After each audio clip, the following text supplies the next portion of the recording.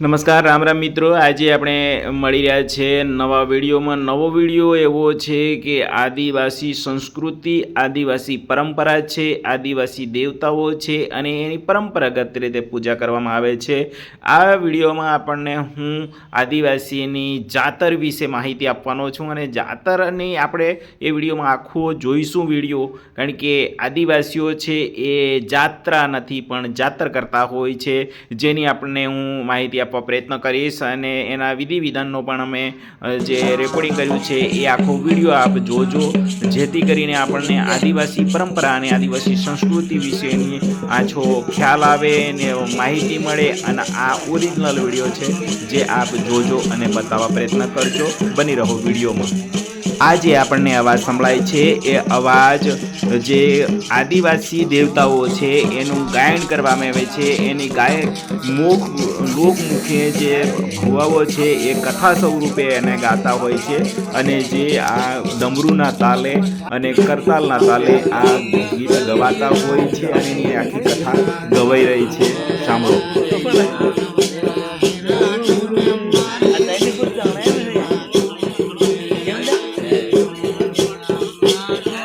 આ છે દાહોદ જિલ્લાના ધાનપુર તાલુકાના ડુમકા ગામની જાતરનો વિડીયો।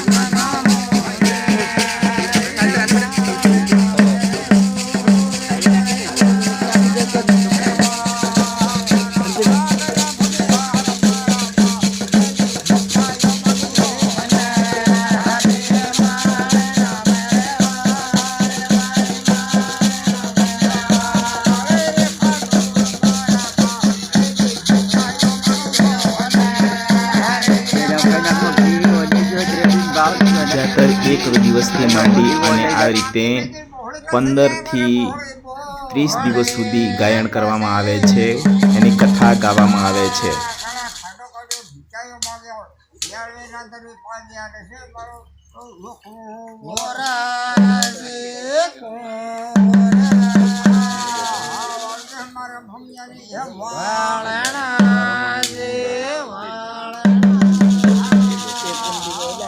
આ જાતર છે ગામના તમામ માણસો ભેગા થઈ એક સાથે મળી સંપ કરી અને એનો ખર્ચ કરી અને જાતર કરવામાં આવે છે। ગામની સુખ સંપત્તિ અને કુદરતી સંપત્તિની સુખ સંપત્તિ અને સમુદ્ર રહે તે માટે ગાયન જાતર કરવામાં આવે છે।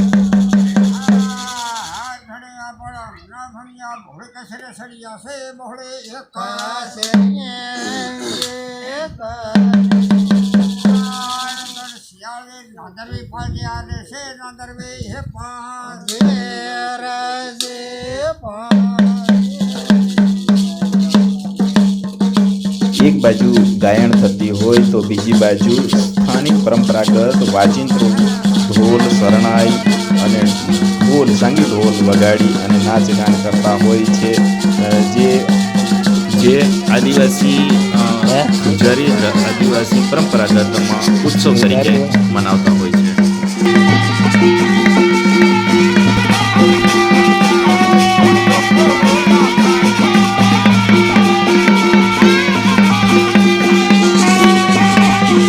હવે આ જાતરમાં જે છેલ્લો દિવસ હોય અને તે દિવસે કુંભારને ત્યાંથી માટીના જે ઘોડા છે એ ઘોડા ઓર્ડર આપેલો હોય છે, દેવતાઓના બનાવવામાં આપેલા હોય છે, એ પ્રમાણે ઘોડા બનાવેલા હોય છે, તેને ઢોલ શરણાઈ અને વાજતે ગાજતે લેવા માટે આ જાય છે અને ત્યાંથી લાવે છે। તેની વિધિ વિધાન પ્રમાણે પૂજા કરી અને લાવે છે, જે આપ જોઈ રહ્યા છો।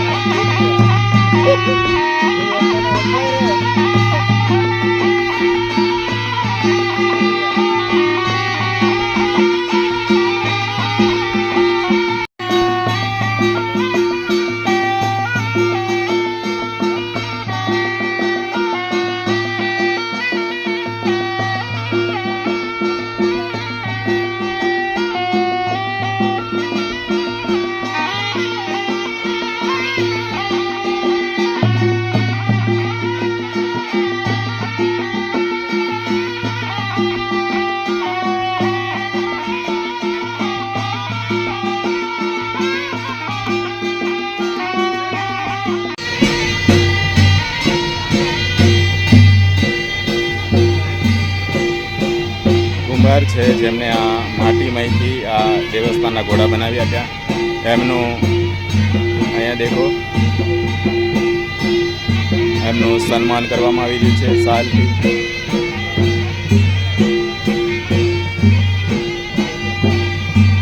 જોઈ શકો છો.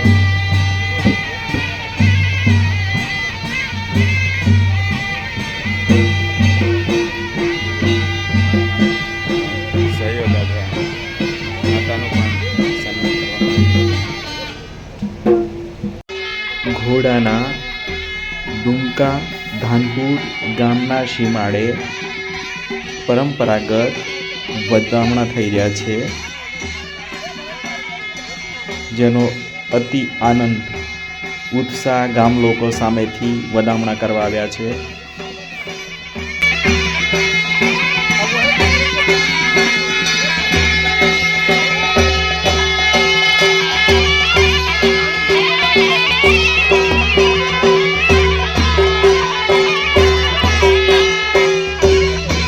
આપ જોઈ રહ્યા છો કે આ ગામમાં દેવતાઓનો શણગાર આવી ગયો છે. દેવતાઓ અમારે આંગણે આવી ગયા છે. એનો ઉમંગ સાથે, ઉલ્લાસ સાથે અહીંયા નાચ ગાન કરી રહ્યા છે ગામ લોકો.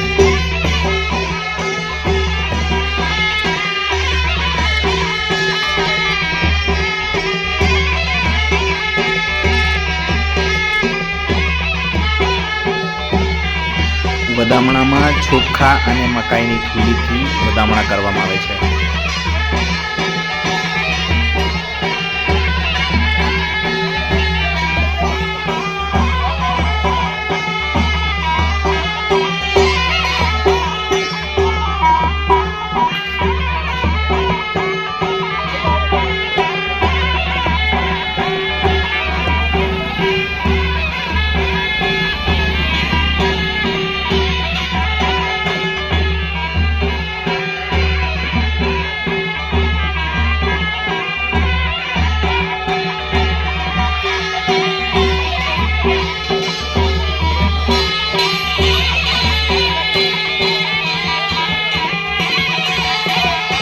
આખો જ કાર્યક્રમ જાતરનો છેલ્લા દિવસે કરવામાં આવે છે.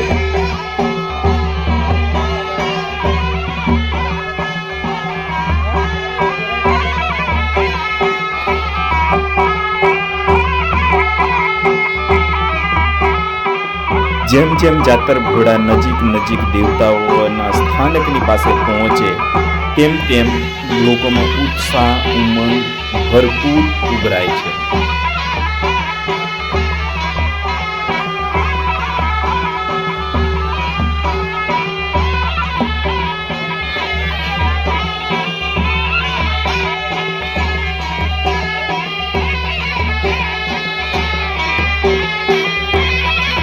વધામણામાં અબાલ, વૃદ્ધ, છોકરા, સ્ત્રીઓ તમામ સાથે જોડાય છે. આ દેવતાઓના નામ લઈ અને તેમના નામ જોડ ગીતો પણ ગાવામાં આવે છે. સ્ત્રીઓ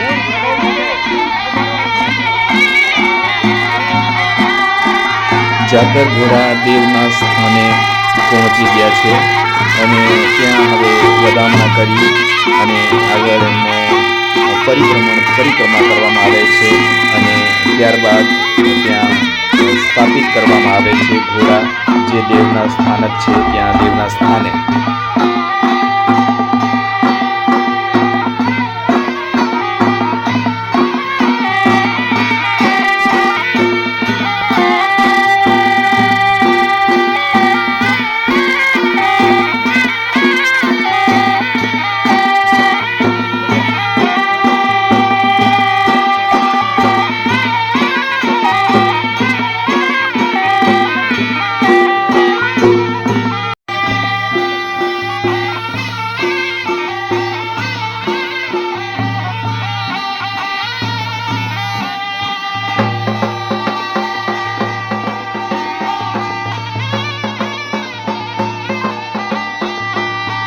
ઢોલના તાલે જાતર ઘોડાના વધામણા અને ઢોલ સાથે ઉમંગ.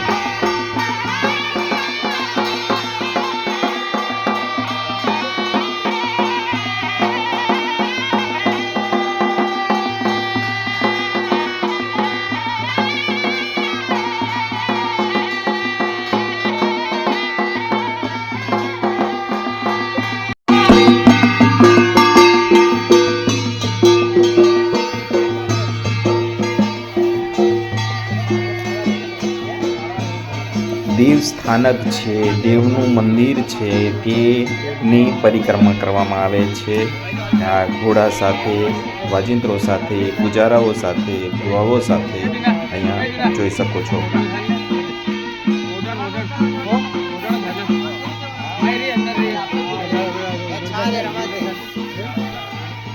डालो से डालो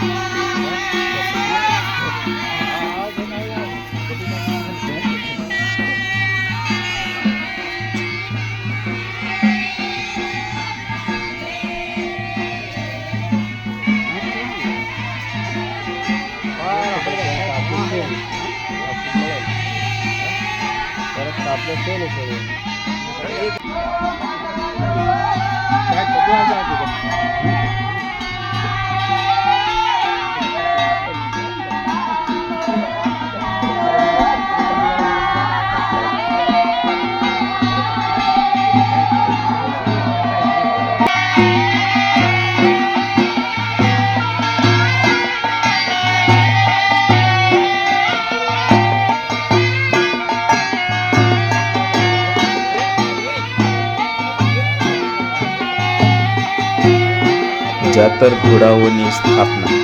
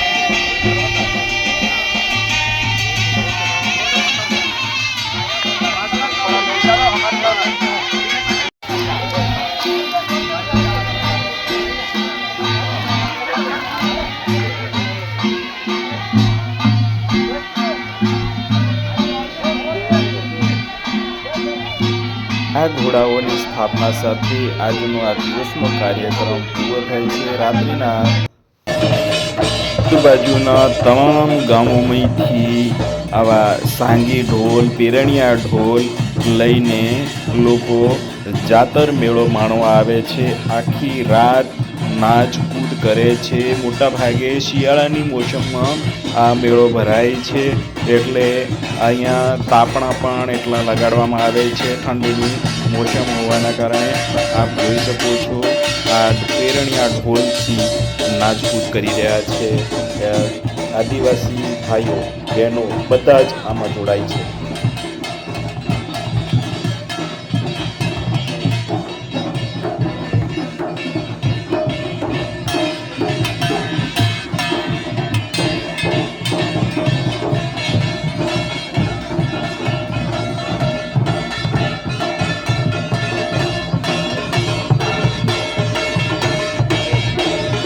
મિત્રો વિડીયોમાં બની રહેજો, વિડીયો પૂરો જોજો. આપણને ઐતિહાસિક સંસ્કૃતિ અને પરંપરાના દર્શન થશે.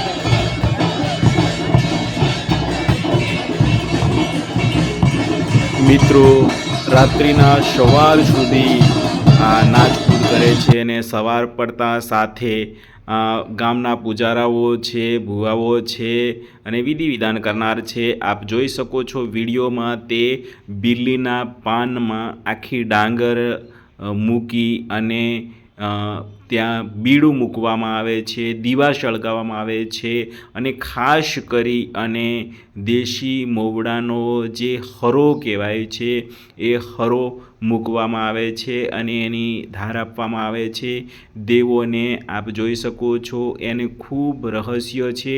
આ કોઈ ધાર છે કે કોઈ આ બીડા છે એ કોઈ આપણે કહેવાય છે નશાબંધીમાં નહીં, પણ આ પરંપરાગત ચાલતી આવતી આ પ્રથા છે અને એ પ્રથા છે એ આદિવાસી સંસ્કૃતિમાં સમાયેલી છે. જે આપ જોઈ શકો છો આ વિડીયોમાં બીલીના પાન જે શિવજીને ચડાવીએ છીએ તે જ પાન અહીંયા બીડા મૂકવામાં આવે છે આદિવાસી સંસ્કૃતિમાં.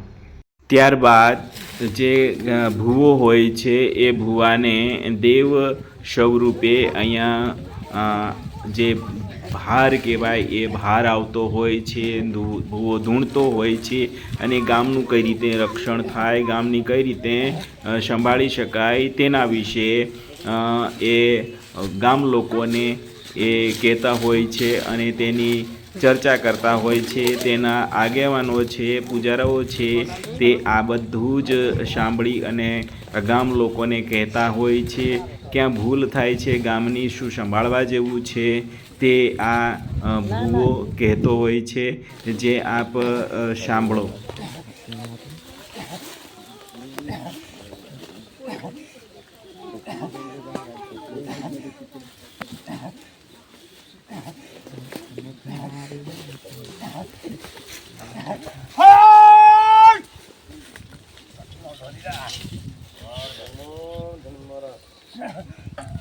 દેવ આવીને આ રીતે બોલતા હોય ત્યારે ગામના લોકો અને પૂજારાઓ જે છે તે જોહાર બાપજી કરીને બોલતા હોય છે. જોહાર એ આદિવાસી ભાષામાં બોલાતો આ શબ્દ છે, જે પરંપરાગત બોલાતો શબ્દ છે.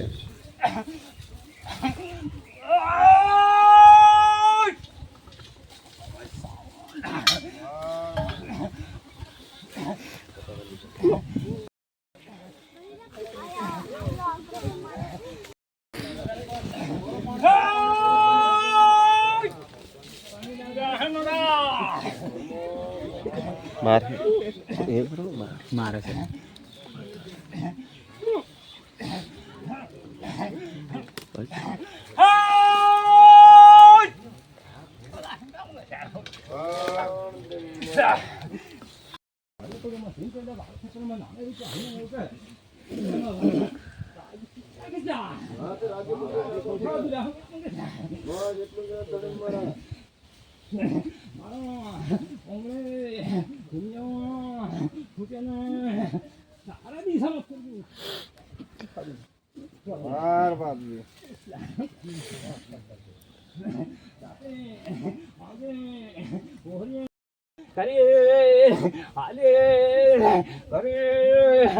ઉતરનો શું લાગે આમ ખેડામાં કે શકું પૂરેપૂરું કરી બધું વસન પાકા